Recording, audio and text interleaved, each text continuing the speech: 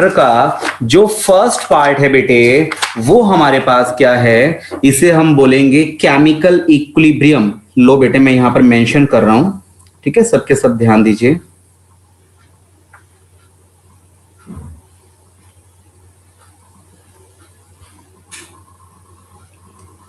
Part 1 chemical equilibrium. Done बेटा, note कर चुके हो। अब सबसे पहले इक्विलिब्रियम वर्ड का मीनिंग समझते हैं। ओके, तो जब आपका मन करे खुद को अनम्यूट करके साथ में कॉन्वर्सेशन में इन्वॉल्व हो जाना बड़ा इंपॉर्टेंट है। बेटा सपोज करो मेरे पास एक केमिकल ए प्रेजेंट है और ये मेरे पास कन्वर्ट हो रहा है बी में। ठीक है बेटे, सपोज कीजिए मैं कहता हूं मेरे पास ए स्टार्टिंग में 50 ग्राम है। स्टार्टिंग में बेटे, स्टार्टिंग को मैं क्या बोलने वाला हूं, इनिशियली मेरे पास, शुरुआत में मेरे पास ए की वैल्यू 50 ग्राम है। प्लीज बताइए बेटे बी कितना होगा, प्लीज बताओ अंश अग्रवाल, बी कितना होगा बेटे? 50 ग्राम। ना बेटा, मुझे लगता है बी तो 0 ग्राम होगा। मैंने बोला इनिशियली, समझो बेटा, इनिशियली का मीनिंग रिएक्शन अभी स्टार्ट भी नहीं हुई बेटे। आपके पास जो रिएक्टेंट 50 ग्राम है वो यूं का यूं रिएक्टेंट की फॉर्म में प्रेजेंट है अर्शिता, वो अभी प्रोडक्ट में कन्वर्ट होना स्टार्ट भी नहीं हुआ। तो प्रोडक्ट कितना लिखेंगे हम लोग, प्लीज बताओ? आई थिंक 0 ग्राम लिखेंगे। क्या क्लियर हो रहा है बेटे? अब धीरे धीरे क्या हो रहा है वो ध्यान दो बेटा। धीरे धीरे क्या हो रहा है, धीरे धीरे आपका रिएक्टेंट कन्वर्ट हो रहा है प्रोडक्ट में। तो क्या आपको नहीं लगता कि कॉन्टिन्यूअसली रिएक्टेंट की अमाउंट डिक्रीज होती जा रही है? प्लीज बताइए। अगर मैं कहूं कि बच्चे थोड़ी देर के बाद जो मेरा रिएक्टेंट है वो 45 ग्राम रह गया, इसका मीनिंग क्या हुआ बेटा? साक्षी प्लीज बताओ इसका मीनिंग क्या हुआ? वो 5 ग्राम किस में कन्वर्ट हो चुका है? प्रोडक्ट में। आशुतोष ये बता, इस बार मैं बी के नीचे कितना लिखूं? 5 ग्राम। चलिए ठीक है जी। अच्छा सपोज करो बेटा मेरे पास ये रह गया 30 ग्राम। कितना रह गया बेटे? 30 ग्राम रह गया। अब अगर ये 30 ग्राम रह चुका है तो प्लीज बताओ बेटे, अब बताओ कितना है हमारे पास ये? 20 ग्राम। रिपीट कर रहा हूं बेटे, ध्यान दे, बिल्कुल सिंपल सी बात है। सुनो, मेरे पास शुरुआत में ए कितना है, रिएक्टेंट कितना? 50 ग्राम। अगर रिएक्शन अभी स्टार्ट ही नहीं हुई तो प्लीज बता, प्रोडक्ट तो अभी बना ही नहीं, तो प्रोडक्ट के नीचे क्या लिखूं? 0 ग्राम लिखूं। स्लोली धीरे धीरे रिएक्शन जैसे जैसे प्रोसीड करेगी अर्नव, क्या हमारा रिएक्टेंट प्रोडक्ट में कन्वर्ट नहीं होगा? बिल्कुल होगा। हमारा रिएक्टेंट प्रोडक्ट में कन्वर्ट हो रहा है। अगर मेरा रिएक्टेंट 45 ग्राम बच गया, इसका मीनिंग थोड़ा सा डिक्रीज हो गया। जितना भी रिएक्टेंट डिक्रीज हुआ होगा उतना ही क्या बन चुका होगा आपके पास? प्लीज बताइए। प्रोडक्ट। उतना ही आपके पास प्रोडक्ट बन चुका होगा। तो बताओ बच्चे प्रोडक्ट कितना है? 5 ग्राम। अगर रिएक्टेंट और कम हो गया, रिएक्टेंट कितना रह गया? 50 की जगह पे 30 ग्राम रह गया, तो प्लीज बताओ बेटे प्रोडक्ट वाली साइड पर आप क्या लिखोगे? प्लीज बताइए। 20 ग्राम। 20 वाली साइड पर मैं लिखने वाला हूं 20 ग्राम। आई थिंक सबको क्लियर हो पा रहा है बेटे यहां पर? ठीक है। Yes sir. अब सुनो बेटे, अगर मैं कहता हूं कि मेरे पास रिएक्टेंट अब 25 ग्राम बच गया, तो बेटा बताइए अब प्रोडक्ट कितना है? 25 ग्राम। 25 ग्राम। ये बताओ बेटे, ये सिचुएशन एक ऐसी सिचुएशन जिसमें रिएक्टेंट और प्रोडक्ट दोनों की कॉन्सेंट्रेशन क्या हो चुकी है? सेम। जिसमें रिएक्टेंट और प्रोडक्ट दोनों की कॉन्सेंट्रेशन सेम हो चुकी है या फिर बेटे इक्वल हो चुकी है। आई थिंक इस कंडीशन को क्या बोलना चाहिए? इक्विलिब्रियम। ये बताओ बेटे, क्या ये सबको क्लियर हुआ? Yes sir. किसी बच्चे को इसमें कोई किंतु परंतु कोई डाउट बेटे? No sir. पक्का? क्या किसी के स्कूल में हुआ बेटा ये? No sir. किसी के भी स्कूल में नहीं हुआ। इतना इंपॉर्टेंट चैप्टर और स्कूल में अभी तक हुआ ही नहीं है। मुझे ऐसा क्यों लग रहा है कि कहीं ना कहीं स्कूल्स का जो सिलेबस है अभी भी काफी स्लो ही चल रहा है, और जो करवाते हैं फास्ट करा देते हैं या करवा ही नहीं रहे हैं अभी। मुझे ऐसा क्यों लग रहा है? सर पहले रिडॉक्स करवा दिया, केमिकल इक्विलिब्रियम बाद में छोड़ दिया। ओके। और रेडॉक्स कंपैरेटिवली बिल्कुल छोटा सा ही चैप्टर, उसमें इतना कुछ है भी नहीं है, इसलिए चैप्टर 4 भी अभी स्कूल में पेंडिंग है, इसमें प्रयाग इंटरनेशनल में। ये तो बड़ी गलत बात है। चैप्टर 4 तो आपको पता है बेटे कितना इंपॉर्टेंट है चैप्टर 4, आप लोग एग्री करेंगे इस बात पर। चलो कोई बात नहीं, हम तो करेंगे ही। अब ये बताओ मुझे सबसे पहले, क्या सबको ये क्लियर है जो मैंने आपको अभी अभी बताया कि धीरे धीरे रिएक्टेंट की कॉन्सेंट्रेशन डिक्रीज होती रहती है और धीरे धीरे वो रिएक्टेंट किस में कन्वर्ट होता रहता है? प्रोडक्ट में कन्वर्ट होता रहता है। तो जैसे जैसे रिएक्टेंट डिक्रीज होगा वैसे वैसे प्रोडक्ट क्या होगा? इंक्रीज होगा। एक टाइम ऐसा आ जाएगा जब रिएक्टेंट और प्रोडक्ट दोनों की कॉन्सेंट्रेशन इक्वल हो जाएगी। हाँ जी बच्चे, ये बताओ क्या इतना क्लियर है? Yes, sir. वो कंडीशन जिस पर रिएक्टेंट और प्रोडक्ट दोनों की कॉन्सेंट्रेशन बिल्कुल इक्वल हो जाए, उस कंडीशन को अर्शिता प्लीज अनम्यूट करके जोर से चिल्ला के बोलो।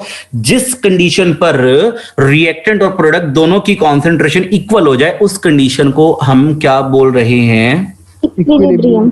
हाँ जी बेटा, अर्शिता खुद को अनम्यूट करो, जल्दी से खुद को अनम्यूट करो।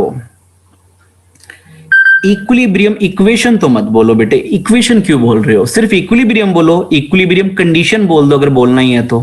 ठीक है, अब सुनो बच्चे, तो क्या सबके सब एग्री करते हैं इस वाली बात पर कि जब रिएक्टेंट धीरे धीरे डिक्रीज होता है तब प्रोडक्ट धीरे धीरे क्या होता है?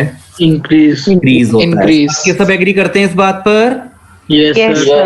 sir. धीरे धीरे रिएक्टेंट डिक्रीज हो रहा है, धीरे धीरे प्रोडक्ट इंक्रीज हो रहा है। एक पर्टिकुलर टाइम पीरियड के बाद जाकर दोनों की कॉन्सेंट्रेशन क्या हो जाती है?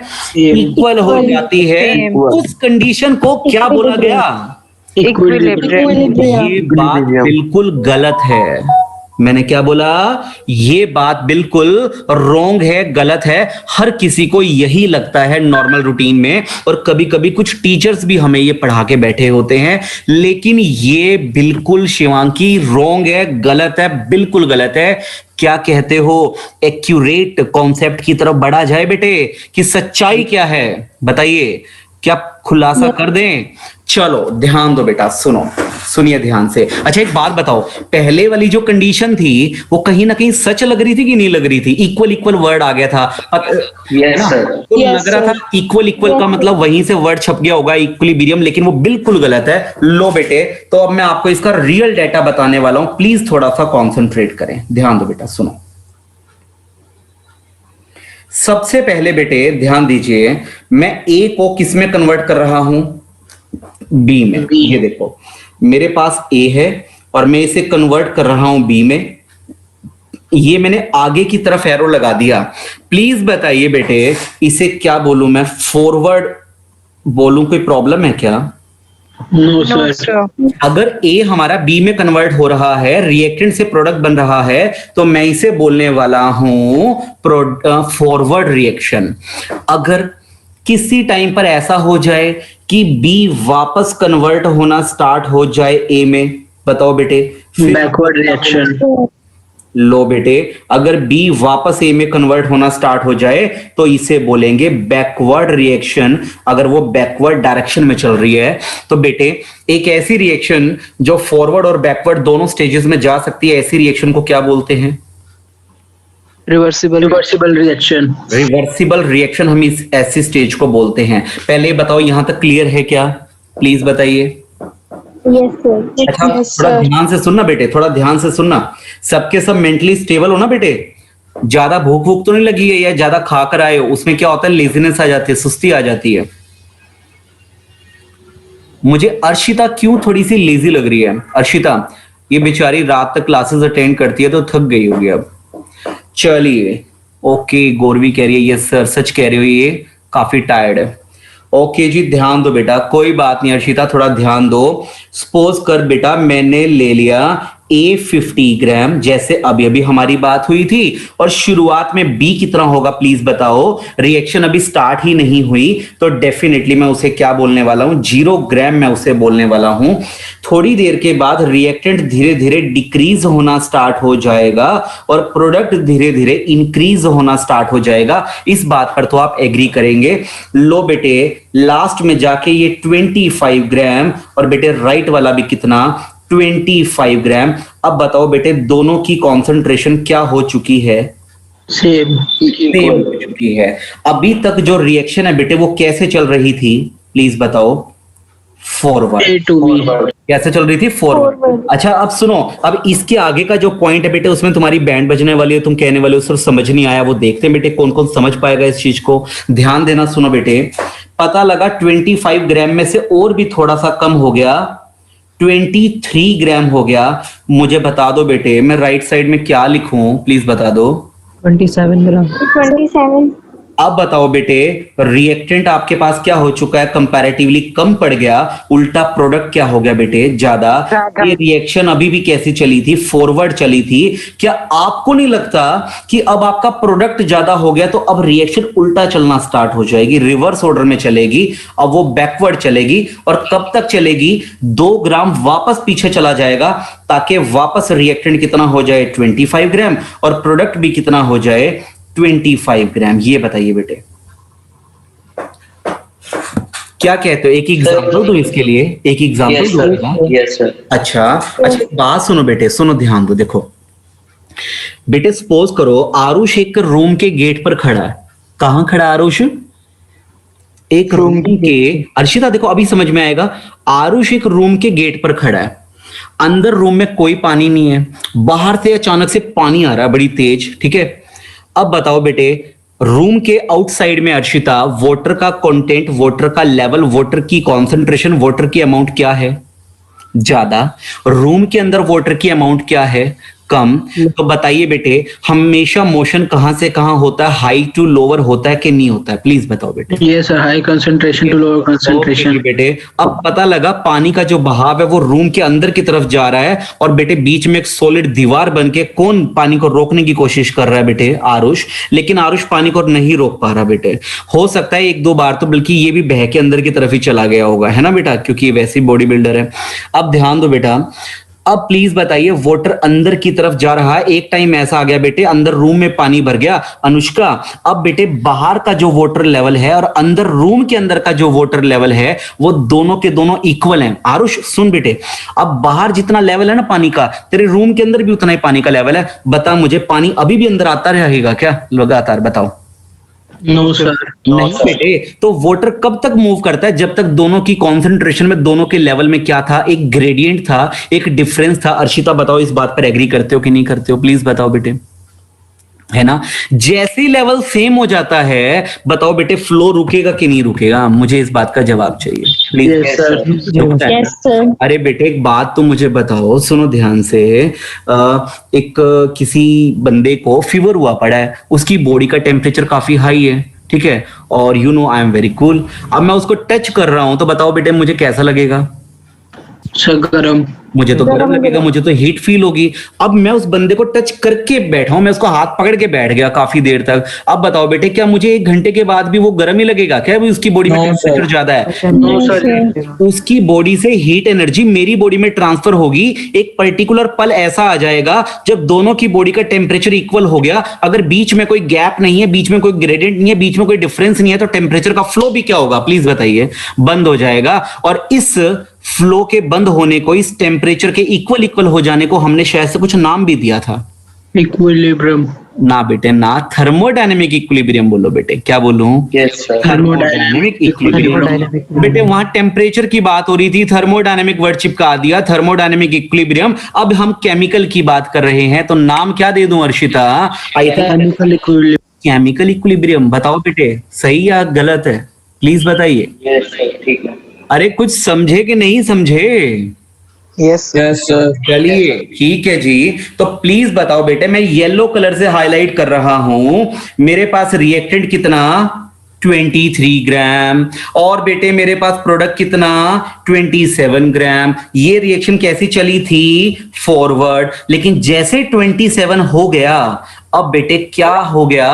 अब प्रोडक्ट ज्यादा है या फिर बेटे रिएक्टेंट ज्यादा है? प्लीज बताइए। The product. अरे प्रोडक्ट ज्यादा है तो डेफिनेटली अब वो किस में बदलना चाहेगा? React. अरे वो रिएक्टेंट में बदलना चाहेगा तो वो फॉरवर्ड चलेगा कि बैकवर्ड चलेगा? Backward. वो बैकवर्ड चलेगा। अब बताओ बेटे, और बैकवर्ड कितना चलेगा? आई थिंक 2 ग्राम। 2 ग्राम। 2 ग्राम 23 की जगह पे क्या बन गया? 25 25। और 27 की जगह पर क्या बन गया? 25 अब बताओ बेटे, दोनों तरफ इक्वल इक्वल है। अब बताओ बेटे, रिएक्शन आपकी फॉरवर्ड भी नहीं चलेगी और बैकवर्ड भी नहीं चलेगी। कुछ समझे कि नहीं समझे? Yes sir. यस अब सर। बताओ बेटे, सुनो सुनो सुनो सुनो, ये वाली सिचुएशन के टाइम पर 2:25 का टाइम हुआ। कितना टाइम हुआ? 2:25 का। बेटे मैं आया लेबोरेटरी में 2:30 पर। प्लीज बताइए रिएक्टेंट की कॉन्सेंट्रेशन मुझे अभी भी कितने मिलने वाली है? 25 ग्राम। अरे मुझे 25 प्रोडक्ट अभी भी कितना मिलने वाला है? 25 ग्राम। अरे मैं टाइम पीरियड बढ़ता जा रहा है। 2:40 हो गए बेटे, 2:55 हो गए। इक्षित का मैसेज आने वाला है, सर मेरी क्लास है लेकिन अभी भी कंसंट्रेशन दोनों की चेंज ही नहीं हो रही। जब किसी रिएक्टेंट या प्रोडक्ट की कंसंट्रेशन फर्दर चेंज होना बंद हो जाए उसे क्या बोलते हैं? Chemical equilibrium. बेटे कान खोल के सुनो ध्यान से। मैंने बोला जब किसी रिएक्टेंट और प्रोडक्ट की कॉन्सेंट्रेशन फर्दर चेंज होना बंद हो जाए 2:30 पर 25, 2:40 पर 25, 2:55 पर 25। इसको यूं मत बोलो कि दोनों की कॉन्सेंट्रेशन इक्वल हो गई। इसको इस तरीके से बोलो कि दोनों की कॉन्सेंट्रेशन फर्दर चेंज होना बंद हो गई। तो हम इसे क्या बोलेंगे? केमिकल इक्विलिब्रियम मेंटेन हो गया। थोड़ा ध्यान देना बेटे, देखो इधर।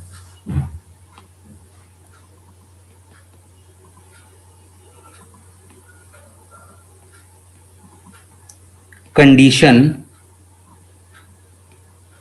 at which there is no further change in concentration of। Sir हाँ बेटा। सर जैसे आपने पहले बताया था, फिर इसमें और उसमें क्या फर्क हुआ एक बार अभी बताओगे? बेटे अभी देखो बेटे, टेंशन ना लो, एवरीथिंग इज प्लान बेटा, स्टेप बाय स्टेप। ठीक है, सुनो ध्यान से। अब आपको लग रहा होगा सर क्यों इतना घुमा रहे हो? सर पहले वाली और अब वाली पोजीशन सेम ही तो है सर, क्या फर्क पड़ गया सर उसमें? यही कहना चाह रहे हो? किस Yes, किस उसमें से फॉरवर्ड रिएक्शन हुई थी, इसमें बैकवर्ड भी हुई है। अच्छा, लेकिन बेटे मैं तो बैकवर्ड उसमें भी करवा रहा था कि अगर ये देखो बैकवर्ड चली गई और 25 हो गया। मैं इस बात को गलत क्यों बोल रहा हूं कि दोनों की कॉन्सेंट्रेशन इक्वल हो जाए तो इक्विलिब्रियम बोलेंगे? मैं इस बात को गलत बोल रहा हूं, जबकि ये बात भी तो सेम ही है ना। दोनों की कॉन्सेंट्रेशन चेंज होना बंद हो गई या दोनों की कॉन्सेंट्रेशन सेम हो गई, इक्वल हो गई, दोनों बातें सेम तो हैं। किस किस को ये सेम लग रहा है बेटे? No sir. No sir. अब सुनो बेटे, कुछ बच्चों को ये दोनों बातें सेम लग रही होगी। मैं इसके बीच का डिफरेंस आपके सामने ओपन करने वाला हूं, सुनो ध्यान से। पहले बताओ कि इतना क्लियर हो गया? पहले तो ये बताओ। Yes sir. Yes sir. देखो देखो नेक्स्ट आगे बेटे, जितनी स्पीड से, सबसे पहले ध्यान दो, ये कॉन्सेंट्रेशन 25, ये कॉन्सेंट्रेशन 25। बेटे रिएक्शन जितनी आगे की तरफ चलेगी क्या? No sir. रिएक्शन पीछे की तरफ चलेगी क्या बेटे? No sir. No sir. बेटे जिसमें रिएक्शन चलना ही बंद हो जाए उसे बोलते हैं, क्या वर्ड लिखा बेटे मैंने? Static equilibrium. Static equilibrium. बेटे स्टैटिक वर्ड का मतलब स्टेशनरी, रुका हुआ, जिसमें रिएक्शन रुकी जाए, बंद ही हो जाए, ना आगे चल रही ना पीछे चल रही, और कॉन्सेंट्रेशन दोबारा चेंज होनी बंद हो चुकी है। हाँ बेटा, क्या ये क्लियर है पहले? Yes sir. लेकिन बेटे एक सिचुएशन और है, थोड़ा ध्यान देना, एक सिचुएशन और है। क्या है सिचुएशन? जितनी स्पीड से रिएक्टेंट आगे की तरफ जाएगा, जितनी स्पीड से रिएक्शन फॉरवर्ड चलेगी, उतनी स्पीड से रिएक्शन बैकवर्ड चलेगी। सुनना बेटे, अगर पता लगा कि 2 ग्राम रिएक्टेंट प्रोडक्ट में कन्वर्ट हो गया, उसी पल 2 ग्राम प्रोडक्ट वापस किस में बदल जाएगा? रिएक्टेंट में। आई थिंक इस सिचुएशन में भी तो क्या होने वाला है? कॉन्सेंट्रेशन क्या रहने वाली है? सेम रहने वाली है, फिक्स रहने वाली है। बताओ बेटे, क्या अभी भी आपको कोई चेंज नजर आएगा क्या रिएक्टेंट और प्रोडक्ट की ओवरऑल कॉन्सेंट्रेशन में? लेकिन ऊपर वाले में और नीचे वाले में क्या फर्क है बेटे? ऊपर वाले में मैंने वर्ड क्या डाल रखा है? स्टैटिक वर्ड डाल रखा है। बेटे अगर रिएक्शन फॉरवर्ड और बैकवर्ड चलना ही बंद हो जाए तो नाम रख दो स्टैटिक इक्विलिब्रियम। लेकिन अगर रिएक्शन चलती रहे, रिएक्शन तो चल रही है लेकिन जितनी स्पीड से आगे चल रही है उतनी स्पीड से पीछे चल रही है, ओवरऑल कोई फर्क पड़ा क्या? नहीं पड़ा। इस इक्विलिब्रियम का नाम क्या होगा? Dynamic equilibrium. क्या नाम है इसका? Dynamic equilibrium. बेटे डायनेमिक वर्ड का मतलब, डायनेमो वर्ड का मीनिंग क्या होता है? मोशन होता है। डायनेमो वर्ड का ही क्या मीनिंग होता है? मोशन होता है। हाँ जी बेटा, डिफरेंस समझ नहीं आया। लो बेटा लो, अभी के अभी ध्यान दो। सुनो, देख सबीना ध्यान दे बेटा, आप ना यहाँ सेक्टर 11-12 में साईं बाबा चौक पर खड़े हो, ठीक है बेटे? Yes sir. और आप एकेडमी आने की कोशिश कर रहे हो। आपने क्या किया? आपने 2 स्टेप एकेडमी की तरफ बढ़ाए और 2 स्टेप आपने वापस पीछे भी ले लिए, ठीक है बेटे? बताइए आपने कितना डिस्टेंस ट्रेवल कर लिया एकेडमी की तरफ? ओवरऑल चेंज कितना है? 0। ओवरऑल चेंज कितना है बेटे? ओवरऑल चेंज है 0, क्योंकि जितना ये फॉरवर्ड चली उतना ही बैकवर्ड भी चली। लेकिन लेकिन लेकिन लेकिन गौरवी बताइए, ये अपने प्लेस पर खड़ी है कि मोशन कर रही है लगातार? ये लगातार 2 स्टेप आगे आती है फिर 2 स्टेप पीछे चले जाती है, लेकिन लगातार मूव तो कर रही है ना बेटे। एक ऐसा प्रोसेस जिसमें लगातार मोशन तो हो रहा है, जिसमें लगातार रिएक्शन हो रही है, लेकिन जितनी फॉरवर्ड उतनी ही बैकवर्ड हो रही है, उसका नाम रख दिया डायनेमिक इक्विलिब्रियम। लेकिन पता लगा बेटा कि ये अपने प्लेस पर खड़ी है, ये मूव ही नहीं कर रही, ना आगे जा रही है ना पीछे जा रही है। अब बताओ बेटे, अब तो ये रुकी पड़ी है। अगर ये स्टेशनरी फेज में है तो इसके लिए क्या वर्ड लगा दें बेटे? स्टैटिक। अब सुनो बेटे, मैं इसको दोबारा से रिपीट कर देता हूं कुछ बच्चों के लिए। बताओ ऊपर कॉन्सेंट्रेशन कितनी थी? 23, और प्रोडक्ट कितना था बेटा? 27। पता लगा कुछ देर के बाद वापस 2 ग्राम जो प्रोडक्ट है वो किस में कन्वर्ट हो गया? वो हमारा रिएक्टेंट में कन्वर्ट हो गया। ये देखो बेटे, अब बताइए ये कितना ग्राम है? 25 ग्राम, और आपका प्रोडक्ट भी कितना है? 25 ग्राम। अब पता लगा आपकी रिएक्शन पूरी तरह से स्टॉप हो चुकी है, ना आपकी रिएक्शन फॉरवर्ड चल रही, ना आपकी रिएक्शन बैकवर्ड चल रही। गौरवी, ना रिएक्टेंट से प्रोडक्ट बन रहा, ना ही प्रोडक्ट से रिएक्टेंट बन रहा। इसका मीनिंग बेटे, रिएक्शन पूरी तरह से स्टॉप हो चुकी है। रुकी हुई रिएक्शन के लिए जो इक्विलिब्रियम, उसका नाम क्या रख दिया? Static equilibrium. क्योंकि जब रिएक्शन फर्दर चल ही नहीं रही तो कॉन्सेंट्रेशन क्या रहने वाली है? सेम रहने वाली है। कॉन्सेंट्रेशन के अंदर फर्दर कोई चेंज आने वाला नहीं है। इसी कंडीशन को हम लोग क्या बोलते थे? इक्विलिब्रियम। लेकिन रिएक्शन चलना ही बंद होगी तो क्या नाम रख दिया? स्टैटिक। लेकिन पता लगा कि जितना वो फॉरवर्ड चल रही है उतना ही वो बैकवर्ड भी चल रही है, चलती जा रही है, लेकिन ओवरऑल चेंज 0 है। Overall there is no change in concentration of reactant and product. लेकिन रिएक्शन लगातार चल रही है बेटे, वो मोशन में है, तो उसके लिए नाम क्या रख दिया? Dynamic equilibrium. बताइए, एग्जाम के लिए कोई बहुत इंपॉर्टेंट नहीं है, लेकिन क्लियर तो होना चाहिए, हमें कॉन्सेप्ट तो समझ में आना चाहिए। पहले इतना बताओ, क्या इतना क्लियर है? क्या मैं आगे बढ़ सकता हूं? अब ध्यान दो, इसमें कोई बहुत बड़ा लॉजिक नहीं छुपा हुआ था बेटे। सुनो, अब ध्यान दीजिए। अब सबसे मेन बात क्या आ रही है कि टाइम निकलता चला जाए लेकिन रिएक्शन के अंदर रिएक्टेंट और प्रोडक्ट की कॉन्सेंट्रेशन में कोई फर्क नहीं पड़ रहा। जितना रिएक्टेंट है उतना ही फिक्स हो गया लगातार के लिए। अगर प्रोडक्ट मेरे पास 25 था, वो भी 2 घंटे के बाद भी वो 25 है, there is no further change in concentration, तो हम उसे क्या बोल देंगे? Chemical equilibrium. अगर रिएक्शन पूरी तरह से बंद हो चुकी है तब नाम क्या रखेंगे? स्टैटिक। लेकिन रिएक्शन अभी भी जितनी आगे चल रही है उतनी पीछे भी चल रही है, तो नाम क्या रखेंगे? Dynamic equilibrium. लेकिन ये बोलना गलत क्यों है? देखो सुनो ध्यान से, अगर मैं डेफिनेशन लिखूं, chemical equilibrium can be defined as the condition at which concentration of reactant and product becomes same. ये बोलना गलत नहीं होना चाहिए था। मैं इसको गलत क्यों बोल रहा हूं बेटे? एक बार ध्यान देना इशिका, क्योंकि बेटे जरूरी नहीं है कि इक्विलिब्रियम तब मेंटेन होगा जब दोनों की कॉन्सेंट्रेशन सेम होगी, जब दोनों की कॉन्सेंट्रेशन 25 ग्राम होगी। अर्शिता ऐसा भी हो सकता है कि बेटा आपके पास रिएक्टेंट कितना 23 ग्राम, आपके पास प्रोडक्ट कितना 27 ग्राम। आशुतोष क्या दोनों की कॉन्सेंट्रेशन इक्वल है बेटे? क्या दोनों की कॉन्सेंट्रेशन सेम है? नहीं ना। हो सकता है बेटे इस पॉइंट पर भी क्या आ चुका हो, इक्विलिब्रियम आ चुका हो, यानी कि ये 23 ग्राम का 23 ग्राम ही फिक्स हो चुका है। मैं हाफ एन आवर, आधे घंटे के बाद में देखूं तब भी मुझे इसकी कॉन्सेंट्रेशन 23 मिल रही है और प्रोडक्ट मुझे कितना मिल रहा है 27 मिल रहा है। क्योंकि बेटे ये कॉन्सेंट्रेशन पे नहीं, ये नेचर पर भी डिपेंड करता है।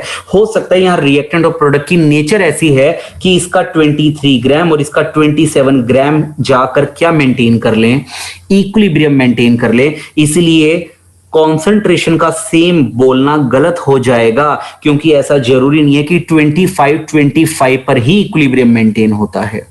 वो डिपेंड करता है, हर रिएक्शन के लिए ये सिनेरियो अलग अलग है। किसी किसी रिएक्शन में हो सकता है 25 में जाके मेंटेन हो सकता है कोई केमिकल इस तरह की नेचर के हो कि रिएक्टेंट 23 ग्राम और प्रोडक्ट कितना 27 ग्राम और अंश मल्होत्रा क्या मेंटेन हो जाए, इनके बीच में इक्विलिब्रियम मेंटेन हो जाए।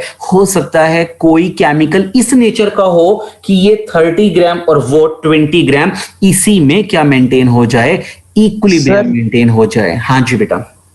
सर जिस जगह जाके कांस्टेंट हो जाएगा उसी जगह जाके इक्विलिब्रियम हो जाएगा। बस बस बस, जिस पॉइंट पर जाकर के वैल्यू रिएक्टेंट और प्रोडक्ट की वैल्यू, रिएक्टेंट और प्रोडक्ट की कॉन्सेंट्रेशन चेंज होना बंद हो जाए, उसी पॉइंट को क्या बोल दो, उसी पॉइंट को अनुष्का क्या बोल दें बच्चे, इक्विलिब्रियम बोल दें। चाहे उसकी कॉन्सेंट्रेशन कुछ भी हो, बस फर्दर चेंज होना बंद हो चुकी हो। अर्शिता बताओ बच्चे, क्या आपको ये चीज क्लियर हुई है कि कॉन्सेंट्रेशन सेम बोलना क्यों गलत हो जाएगा? प्लीज बताओ बच्चे। और जिस जिसके माइंड में जो जो चीजें आ रही हैं, अब मैं आपको खुला टाइम दे रहा हूं बेटे, अब आप बोलो, मैं आपके क्वेश्चन के आंसर दूंगा। हाँ जी बेटा प्लीज बताइए। सर हाँ बेटे। सर थर्ड स्टेप में जब वो 25 ग्राम कांस्टेंट हो गया तो फिर वो फर्दर क्यों चेंज होगा? अब मैं बताता हूं, अब मैं बताता हूं, इशिका मैं बताता हूं बेटे। बेटे 25 ग्राम में अगर वो कांस्टेंट हो चुका है ना बेटे, तो वो फर्दर चेंज नहीं होगा। फिर तो मुझे नीचे वाले स्टेप क्या करने पड़ेंगे, रब करने पड़ेंगे। ये देख बेटे, इसका मीनिंग ऊपर ही क्या मेंटेन हो चुका है, इक्विलिब्रियम मेंटेन हो चुका है। आपकी बात बिल्कुल सही है, वो आगे चलेगा ही नहीं, आगे चलना ही बंद हो जाएगा। सर फिर बैकवर्ड रिएक्शन भी नहीं होगा ना? बिल्कुल भी नहीं होगा। अब सुन सुन सुन, देख ध्यान दे, देखो बेटे तुम इशिका की बात को थोड़ा ध्यान से सुनो। अगर 25 पे इक्विलिब्रियम मेंटेन हो गया और बेटे ये चलना ही बंद हो गया, बैकवर्ड भी नहीं चल रहा, तो बताओ इस इक्विलिब्रियम का नाम क्या दूं, इस इक्विलिब्रियम को क्या बोलूं? Static equilibrium. अच्छा इशिका एक बात सुन बेटे, अब मैं आपको कहता हूं ना बेटे, ना ये चल रहा है बैकवर्ड, इसका क्या मीनिंग है बेटे? जितना वो फॉरवर्ड चल रहा होगा उतना ही वो क्या चलेगा, बैकवर्ड। अगर मान लो सुनो ले बेटा, मैं एक्सप्लेन कर रहा हूं। देख, अगर पता लग गया कि किसी टाइम पे ये 2 ग्राम लेफ्ट में जा रहा है, तो उसी पल साथ साथ ही 2 ग्राम कहां पर आएगा बेटे, इशिका राइट में आएगा। अपने को इसके अंदर कोई फर्क मिलने वाला नहीं है, जितना फॉरवर्ड उतना बैकवर्ड, बस रिएक्शन चलती जा रही है। लेकिन इस तरह के इक्विलिब्रियम को क्या नाम दूंगा जिसमें रिएक्शन अभी भी रनिंग में है? इसको मैं बोल दूंगा डायनेमिक। तो बेटा इशिका आप बिल्कुल सही कह रहे हो, जब इक्विलिब्रियम मेंटेन हो जाए तो रिएक्शन बैकवर्ड नहीं चलेगी। लेकिन रिएक्शन बैकवर्ड ना चले तो उसका नाम स्पेशली क्या फिक्स है, स्टैटिक। ठीक है, लेकिन ऐसा हर केस में नहीं होता, रिएक्शन बैकवर्ड भी चलती रहती है। अगर बैकवर्ड भी चल रही है तो उसका मतलब उतना ही फॉरवर्ड उतना ही बैकवर्ड। अब इसको फिर मैं क्या नाम दूं, डायनेमिक। लेकिन इशिका एक बात कंफर्म है, चाहे आप 1 घंटे के बाद ऑब्जर्व करना, चाहे 2 घंटे के बाद ऑब्जर्व करना, पहले 25 था, आपको अभी भी क्या मिलने वाला है, 25। अगर रिएक्शन बैकवर्ड चली है तो उससे यहां पे 27 आने वाला नहीं है। ये बताओ बेटे, क्या ये क्लियर है? Yes sir. हाँ जी। अच्छा आप सुनिए ध्यान से, ये मुझे बताइए फटाफट, कौन बताएगा नीचे कौन कौन छुपे हुए हैं? मुझे क्यों लग रहा है कि आज ऐसे कौन एब्सेंट है? सक्षम, आप तो आज बोल ही नहीं रहे। हाँ जी सक्षम, ये बताओ बेटे कॉन्सेंट्रेशन सेम हो जाए तो इक्विलिब्रियम आ जाएगा, ये बोलना क्यों गलत है, प्लीज बताओ बेटे। सर क्योंकि जब कंसंट्रेशन सेम ना हो तब भी इक्विलिब्रियम हो सकता है। एग्जैक्टली जैसे 25 और 2 है और उसी क्वांटिटी में इक्विलिब्रियम है, डायनामिक इक्विलिब्रियम। सबको समझ में आई ये बात? कॉन्सेंट्रेशन रिएक्टेंट प्रोडक्ट की अलग अलग हो, उसके बावजूद भी क्या मेंटेन हो सकता है, इक्विलिब्रियम मेंटेन हो सकता है। इसका मतलब ये हर केमिकल के लिए सेम होता है कि हर केमिकल के लिए अलग अलग है, उसकी नेचर पे डिपेंड करता है। हर केमिकल के लिए ये उसकी नेचर पे डिपेंड करता है कि किस पॉइंट पर आकर उसमें क्या मेंटेन होगा, इक्विलिब्रियम मेंटेन होगा। बेटे क्या मेरी बात को समझे हो तुम लोग यहां पर? Yes sir. Yes sir. चलिए नेक्स्ट आगे ध्यान दो बेटे, नेक्स्ट आगे ध्यान दो, सुनो। अच्छा ये बताओ बेटे, लॉजिक ये समझ में आना बड़ा जरूरी था। अब सुनो ध्यान दो, तो नीचे वाली तो ये गलत होगी डेफिनेशन, ऊपर वाली करेक्ट है, समझ में आ गई? अब सुनो बेटे, इस डेफिनेशन को एक और तरीके से लिखा जा सकता है, वो मेथड क्या है वो सुनो बेटे।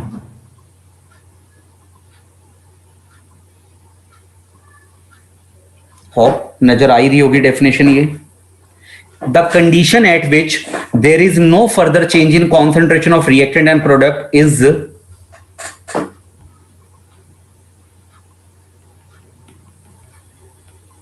इज नॉन एज, क्या बोलूं बेटे? Chemical equilibrium. बेटे मुझे डेफिनेशन थोड़ी डिफिकल्ट लग रही है, एक और डेफिनेशन लिखें क्या? Yes sir. The condition at which rate of forward reaction is equal to the, बेटे रेट वर्ड का मीनिंग क्या होता है? For time. रेट वर्ड का respect to time. Rate word का मीनिंग बेटे स्पीड है, speed. Speed of forward reaction is equal to the rate of forward reaction. Rate of forward reaction, rate of backward reaction. ओ ये लो बेटा, ये लो, रेट ऑफ बैकवर्ड रिएक्शन। क्यों बेटे ये डेफिनेशन नहीं आ सकती? प्लीज बताना एक बार। Yes sir possible. अच्छा एक बात बताओ, दोनों की दोनों डेफिनेशन एक दूसरे से रिलेट करती है कि नहीं करती हैं? दोनों का जो लास्ट का मीनिंग है वो सेम है कि मतलब डिफरेंट है? सेम है। सेम है। समझे कि नहीं समझे? आई थिंक सबको अच्छे से क्लियर है। Yes sir. और आपको ये पता लग गया कि मेरी मजबूरी थी, मुझे स्टैटिक और डायनेमिक आपको साथ में बताना जरूरी था।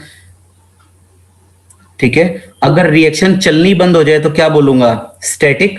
और बेटे रिएक्शन अभी भी चले जा रही है लेकिन जितना आगे उतना ही पीछे, ओवरऑल कोई फायदा नहीं हो रहा, क्या बोलेंगे? डायनेमिक हम उससे बोलेंगे। हाँ जी मिस्टर लक्ष्य एंड लव शर्मा प्लीज बताइए। मिस्टर एलएल क्या क्लियर है दोनों को? Yes sir. Okay sir. हाँ बेटे, हाँ जी सर डायनामिक रिएक्शन जब मतलब डायनामिक इक्विलिब्रियम में जो चलती रहेगी रिएक्शन, एक ऐसा पॉइंट नहीं आएगा कि मतलब रिएक्शन होना ही बंद हो जाए, स्टैटिक हो जाएगी वो? देख बेटे देख, सुन एग्जांपल दूं?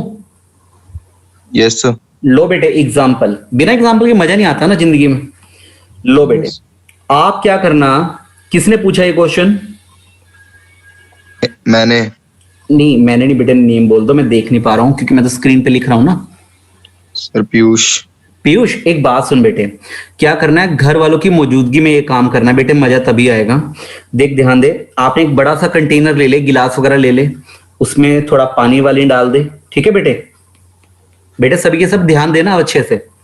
देखो बेटे पीयूष ने क्या किया, इसके अंदर 2 चम्मच चीनी डिसोल्व कर दी। ये लो, कितनी शुगर डिसोल्व कर दी बेटे? 2 स्पून। लो बेटा जी 2 स्पून इसने शुगर डिसोल्व कर दी। चलो ठीक है, बधाई हो बेटे, डिसोल्व होगी अच्छे से। कितनी? अर्शिता इसका मन नहीं भरा बेटा, ये कहता है कि नहीं मुझे तो जिंदगी में मिठास थोड़ी और ज्यादा चाहिए। इसने क्या किया, इसने 1 स्पून और ले ली। चलो ठीक है कोई बात नहीं बेटा, तू खुश रह, इसने कर दिया इसके अंदर। अब बेटे टोटल 3 स्पून हो चुकी हैं, लेकिन ये लड़का मान ही नहीं रहा। बताओ बेटे, 3 के 3 चम्मच जो चीनी की है वो अच्छे से डिसॉल्व हो चुकी है, नीचे कुछ भी बैठा हुआ नहीं है। क्या बेटे यहाँ नीचे कुछ बैठा है? नहीं बैठा है, अभी कुछ नहीं बैठा नीचे बेटे।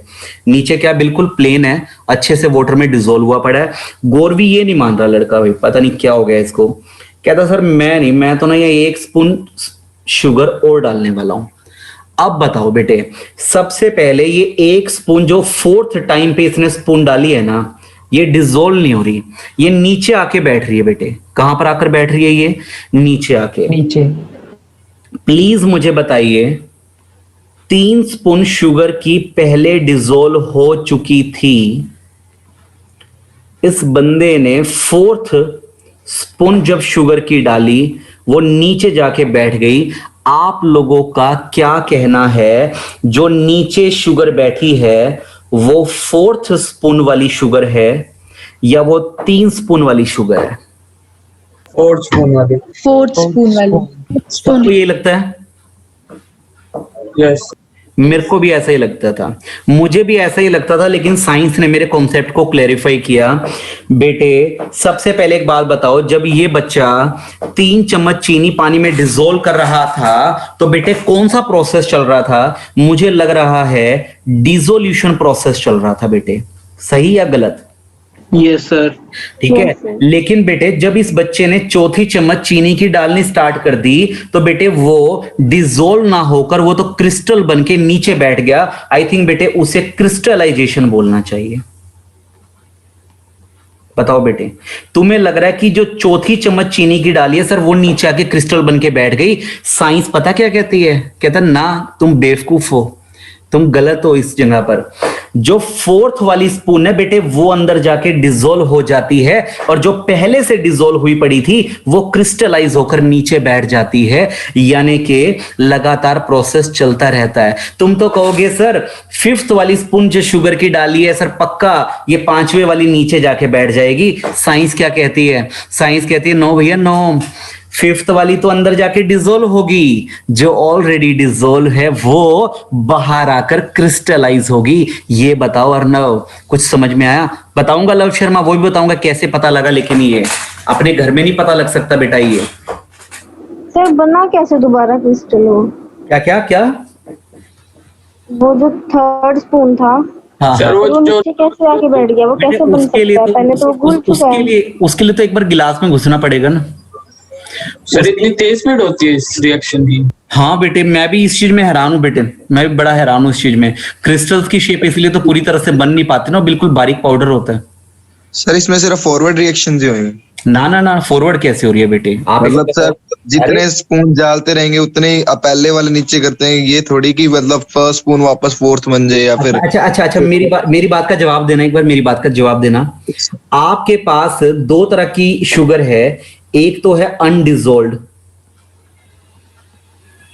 4th वाली, जो 4थी चम्मच चीनी की वो अनडिसॉल्व्ड है अभी बेटे, और जो अंदर 3 चम्मच हैं वो कैसी हैं? डिसॉल्व्ड। ठीक है बेटे, मैं क्या कह रहा हूं बेटे, जो अनडिसॉल्व्ड है वो अंदर जाके क्या होती जा रही है? डिसॉल्व। कौन सा प्रोसेस है? डिसोल्यूशन प्रोसेस को क्या बोला? फॉरवर्ड। और बेटे जो ऑलरेडी डिसॉल्व हुई पड़ी है, मैं क्या बोल रहा हूं बेटे, वो अनडिसॉल्व हो रही है, यानी कि वो क्रिस्टल बन के नीचे बैठ रही है। बेटे इस प्रोसेस को क्या बोलूं प्लीज बताओ? Dynamic equilibrium. बता मुझे पीयूष एक बार, ये बैकवर्ड चल रहा है कि नहीं चल रहा है, बता मुझे। Yes sir. तो बेटे ये यहां पर क्या कहना चाहता है, मुझे ना डिसोल्यूशन वैसे लेफ्ट में लिखना चाहिए था। देखो बेटे, हाँ जी, ये फॉरवर्ड वाला किसको बोला? अनडिसॉल्व्ड जाके क्या हो रहा है? डिसॉल्व हो रहा है। तो ये कहना चाह रहा है rate of dissolution is equal to में रेट ऑफ क्रिस्टलाइजेशन। क्या समझे? मैं बताता हूं सुनो। यानी कि जितनी स्पीड से, अभी एक बच्चे ने पूछा भी था, जितनी स्पीड से ये 4th स्पून अंदर जाके क्या हो रही है? डिसॉल्व हो रही है, उतनी स्पीड से ऑलरेडी डिसॉल्व हुई शुगर जाके क्या हो रही है? अनडिजोल्व डिसॉल्व हो रही है, क्रिस्टल बनकर नीचे बैठ पा रही है, नीचे बैठ रही है। अब तुम कहोगे सर इस बात का पता कैसे लगता है फिर यूं, ठीक है, लव ने भी ये बात पूछी थी, सर हम अपने घर में कैसे देखें, घर में तो पता ही नहीं लगता इस बात का, ठीक है। अब चीनी के ऊपर लिखा थोड़ा ना हुआ है, हाँ जी सर मैं तीसरे नंबर वाला स्पून वाला पार्टिकल हूं, उस पर तो लिखा नहीं हुआ कि हमें पता लग जाए एकदम से, ठीक है। तो क्या किया जाता है, सुनो, आप क्या करो, जो आपके पास 3 चम्मच आप चीनी की डाल रहे हो, एक तरह से सैचुरेटेड सॉल्यूशन जो आप बना रहे हो उसका कलर अलग रखोगे, ठीक है बेटे। और जो उसके बाद सैचुरेशन होने के बाद जो चौथी चम्मच चीनी की आप डाल रहे हो उसका कलर आप अलग रखोगे। मेरी बात समझ पा रहे हो बेटे? बेटे ये बताओ 3 चम्मच चीनी का मैंने कलर क्या रखा? ब्लू। ब्लू। और ब्लू सारी की सारी क्या हो चुकी है? डिसॉल्व। और बेटे बताइए जो ऊपर से मैं डाल रहा हूं वो कैसी है? येलो। येलो है ना ऊपर से। अगर सच में 4th वाली स्पून नीचे जाके बैठते तो नीचे कैसा कलर होना चाहिए था? येलो, है ना, येलो होना चाहिए था। लेकिन बेटे हमें तो यहाँ पे गड़बड़ मिली, क्या? हमें बीच बीच में यहाँ पे येलो ट्रेसेस मिल रहे हैं, हल्के हल्के फेड, और नीचे क्या नजर आ रहा है? हल्का हल्का ब्लू। इसका मतलब ब्लू अगर नीचे नजर आ रहा है तो कंफर्म हुआ फिर तो ये कौन सी वाली चीनी है? स्टार्टिंग वाली जो डिसॉल्व्ड वाली सर थी। वो नीचे भी तो जा सकती है ना, येलो नीचे नहीं जा सकती? अब बेटे पता है क्या, आप स्टरिंग तो कम से कम करोगे ना, ऐसे डिसोल्यूशन प्रोसेस तो करोगे, हल्का फुल्का स्टर तो करोगे। ऐसा नहीं करना बेटे उसको कि बस अपना छोड़ दिया उसमें 1 चम्मच चीनी, क्योंकि शुगर डिसोल्व करने का जो आपने 3 चम्मच जो डिसोल्व की थी वही प्रोसेस आप 4th वाले टाइम पे फॉलो करोगे। चम्मच तो घुमाते रहो उसके अंदर, ठीक है। ये चीज सेम अमाउंट पार्टिकल्स तो आएंगे जो नीचे चले जाएंगे। नहीं बेटे अब मेरी बात सुन, देख सुन, सबसे पहली बात तो ये कि इसको आप लोग कभी लैब में खड़े होके करोगे तो देखो पूरी तरह से जस्टिफाइड तो तब होगा। अब मैं तो आपको यहाँ पर बैठे हुए क्या कर सकता हूँ, एग्जाम्पल दे सकता हूँ, साइंस का पूरा अंदर तक का कॉन्सेप्ट बता सकता हूँ। मानते हो ना इस बात को? बताओ बेटे मेरी, ठीक है ना। अब इसकी बिल्कुल, हाँ जी बेटे। सर जब हम हीट करेंगे तब तो मिक्स हो जाएगा और फिर हम और स्पून ऐड करेंगे वो भी हो जाएगी। बेटे वो आप चले गए हो सैचुरेटेड के बाद सुपर सैचुरेटेड में। याद करो 9th क्लास में था सैचुरेटेड एंड सुपर सैचुरेटेड। अब मेरी बात सुन, चल इशिका मैं आपकी इस बात का भी जवाब दे देता हूं। बेटे सबसे पहले मेरे पास किसी 1 गिलास पानी में 3 चम्मच चीनी डिसॉल्व हो सकती है। 3 चम्मच चीनी डिसॉल्व होने पे और ज्यादा चीनी डिसॉल्व नहीं होती, तो बेटे ऐसे सॉल्यूशन को क्या बोलूं जो और ज्यादा डिसोल्यूशन अब नहीं कर पाता? Saturated solution. अब आप तो उसके पीछे पड़ गए, आपने उसको गर्म भी करना स्टार्ट कर दिया, हीट करना स्टार्ट कर दिया। अब पता लगा 1 स्पून चम्मच और डिसॉल्व हो गई, 4th वाली और डिसॉल्व हो गई। इसको मैं क्या बोलूंगा प्लीज बताइए? सुपर सैचुरेटेड इसे मैं बोलूंगा। अब सुन बेटा इशिका, अब चाहे तू इसके अंदर ना आग लगा दे, चाहे इसको तू भट्टी में डाल दे, अगर ये सुपर सैचुरेटेड में आ चुका है ना, अब 5th जो स्पून है जो मर्जी कर लेना, डिसॉल्व नहीं होगी बेटे। तो सुपर सैचुरेटेड के बाद फर्दर डिसोल्यूशन पूरी तरह से बैन है। ये बताइए क्या समझे कि नहीं समझे? 9th क्लास का कॉन्सेप्ट है, 11th का नहीं है। यस ठीक है। तो अगर आप हीट वाला कॉन्सेप्ट भी ले रहे हो तो बताओ कहां पे जाके बात बिगड़ जाएगी फिर आपकी? वो 5th वाली स्पून में। कौन सी वाली स्पून है 5th वाली? 5th वाली को मैं क्या बोलना स्टार्ट कर दूंगा? अनडिसॉल्व्ड। और नीचे वाली 4 को मैं क्या बोलना स्टार्ट कर दूंगा? डिसॉल्व्ड। और इन दोनों के बीच में क्या मेंटेन होना स्टार्ट हो जाएगा? इक्विलिब्रियम। जी बेटे ये बताओ। 5th वाली स्पून में भी नीचे ब्लू आएगा, ब्लू कलर ही आएगा। हाँ वो तो कलर जो भी आप ले रहे हो। मेन सुनो ध्यान दो, आप ना ये सोचो कि देखो बिल्कुल प्रैक्टिकल तो आप इस टाइम कर नहीं सकते बैठे बैठे ऐसे, क्या पॉसिबल है बेटे? है ना? मैं तो अब इस टाइम पर आपको जो समझा सकता हूं और हम जो बिना लेबोरेटरी के इस टाइम समझ सकते हैं वो क्या है? Main scientific concept. क्या साइंटिफिक कॉन्सेप्ट को डेप्थ से समझ पाए हो बेटे? प्लीज बताइए। आई थिंक वो समझ में पूरी तरह से आ गया, लेकिन दिल मानता नहीं उसको 1% के लिए कहीं कहीं पे, है ना? नहीं सर शायद से ऐसा तो नहीं होता होगा बेटे। फिर अगर ऐसी वेरिफिकेशन चाहिए तो उसके लिए तो हम सिर्फ क्या कर सकते हैं? लैब में खड़े होके हम लोगों को क्या करना पड़ेगा? एक एक्सपेरिमेंट ही करना पड़ेगा, किया नहीं है ना बेटा? मानते हैं इस चीज को? तो इस चीज को एक्सेप्ट तो कर सकते हैं एटलीस्ट हम तब तक के लिए, ठीक है ना? इसीलिए हाँ जी। पानी भी गाढ़ा होता रहेगा ना फिर? क्या कह रहे हो? क्या बताओ, दोबारा बताओ क्या कह रहे हो? मैं कह रही हूँ पानी भी तो फिर गाढ़ा होता रहेगा। आप बताओ बेटे, सबके सब बताओ, सवीना की इस बात का आंसर दो। क्या वाटर की कॉन्सेंट्रेशन बढ़ती चली जाएगी क्या? लगातार मैं चीनी डालता जा रहा हूँ। बेटे वाटर की कॉन्सेंट्रेशन एक लिमिट पे जाके नहीं बढ़ेगी, क्योंकि इक्विलिब्रियम, सुन मेरी बात सुनो बेटे, इक्विलिब्रियम आने के बाद सारी की सारी जो एक्स्ट्रा चीनी है सारी कहां पे बैठी है? बताओ बेटे, सारी की सारी कहां पर बैठी है? वो नीचे। अगर वो नीचे नीचे बैठे तो नीचे नीचे तो गाढ़ापन नजर आएगा, ऊपर तो क्या नजर आएगा आपको? सेम नजर आएगा। एग्जाम्पल दूं क्या बेटे इसके लिए भी? अरे सुनो, कभी कफ हुआ है तुम्हें, खांसी हुई है, खांसी का सिरप घर में देखा है तुमने कभी? बताओ। Yes sir. अब खांसी के सिरप में एक्स्ट्रा अमाउंट में क्या डाल रखा है? सोल्यूट डाल रखा है। एक्स्ट्रा अमाउंट में सोल्यूट अगर डाल रखा है तो सारा का सारा नीचे बैठा होता कि नहीं बैठा होता बेटे? इसीलिए तो लिखा होता है शेक वेल बिफोर यूज। बताओ बेटे। Yes sir. तो बताओ बेटे क्या मतलब हुआ? वो सैचुरेटेड सॉल्यूशन है कि नहीं है? बताइए। और जितना भी तुम उसमें एक्स्ट्रा डालते हो सारा का सारा नीचे जाके बैठ जाता है। इसीलिए जब भी आपको वो पीना है तो आपको शेक करना पड़ेगा, जबरदस्ती करनी पड़ेगी उसके साथ, ताकि जो नीचे बैठा हुआ एक्स्ट्रा अमाउंट है सोल्यूट का वो आपके वाटर के बीच में आ जाए और आपकी बॉडी के अंदर चला जाए। ठीक है ना? बट डजंट मीन कि वो कोई सॉल्यूशन का परमानेंट हिस्सा बन जाता है, वो नीचे पड़ा रहेगा। जैसे मैं ये नीचे ड्रॉ करना चाह रहा था, ब्लू कलर से ड्रॉ किया मैंने नीचे। हाँ जी बेटे, आई थिंक बड़े एग्जाम्पल हो चुके हैं बेटे यहां तक तो, है ना? और एग्जाम्पल शायद से नहीं खेलना चाहिए, क्या कहते हो? सर फिर वो चाशनी भी तो बन जाती है। बेटे यस सर। सुनो, चाशनी बनने वाले प्रोसीजर में बेटे हम हीटिंग रोकते हैं क्या? लास्ट तक प्लीज मुझे एक बात का जवाब दो। सर जब हम हीट करते हैं तो ये जो क्रिस्टलाइज पार्टिकल्स है, ऐसा क्या होता है जो ये डिसॉल्व हो जाते हैं फिर से? बेटे आप हीट एनर्जी अगर आपने उसको प्रोवाइड कर दी, हीट एनर्जी का मीनिंग काइनेटिक एनर्जी प्रोवाइड कर दी, काइनेटिक एनर्जी का मीनिंग बेटे उसमें मोशन आ गया। अगर उसमें मोशन आ गया तो ऑफकोर्स वो नीचे नहीं बैठेंगे, नीचे नहीं बैठेंगे तो लगातार ऊपर डिसॉल्व रहेंगे। लेकिन वो तो जबरदस्ती वाला काम हुआ। बताओ बताओ बताओ। Yes sir. समझे कि नहीं समझे? और सुनो, ये तुम्हारी चाशनी भी क्लियर कर देता हूं। रुको तुम चाशनी बेटे, जो चाशनी को तुम एक बोतल में फिल करके रखो, कौन करते हैं? जितने भी जूस वाले होते हैं ना, ये लोग क्या एक शरबत बना के रखते हैं ताकि ऑन द स्पॉट ये जूस में मिला सके। कभी भी तुम इनकी बोतल को देखना, क्या इनकी चाशनी यूं की यूं रहती है या उसमें भी शुगर नीचे और लिक्विड वाटर ऊपर होता है? इनको शेक करना पड़ता है। प्लीज बताओ। Yes sir. शेक। तो बेटे आई थिंक मुझे लिखना चाहिए हेंस प्रूव। बताओ बेटे। Yes sir. हो चलिए, अब ये बताओ मुझे, चैप्टर की कुछ इंट्रोडक्शन मिली?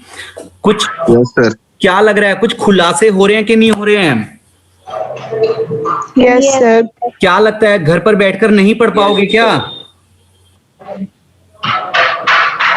क्या लगता है अगर बीच में कोई भी लेक्चर अगर स्किप कर दिया तो कॉन्सेप्ट्स में कमी रहेगी कि नहीं रहेगी? प्लीज बताइए।